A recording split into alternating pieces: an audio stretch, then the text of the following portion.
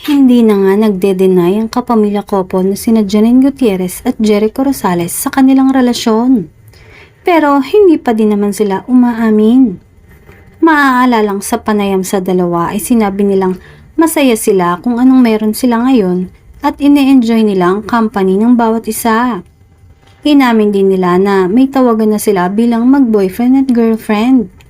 Sabi pa ni Janine, masaya siya mag-share sa publiko ng kanilang mga picture sa social media kahit na wala pang inaamin talaga. Samantala, marami pang nadiskubre ang aktres tungkol sa pagkatao ni Eko habang tumatagal ang kanilang pagiging magkarelasyon.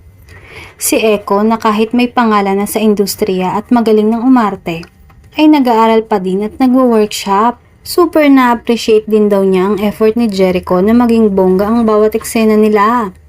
He takes the time before the scene starts na pag-usapan na kung ano ang gagawin para at least align talaga sila sa mga eksena. Dagdag pa ng aktres, sobrang mapagmahal siya ng tao sa set, super maalaga siya. Palagi niyang iniisip yung mga crew, yung ibang cast, mga katrabaho. Lagi niyang chinecheck kung okay sa standby area. Sa lahat ng makakasalubong niya. Na-amaze din ang aktres sa sobrang kabaitan ng kanyang boyfriend.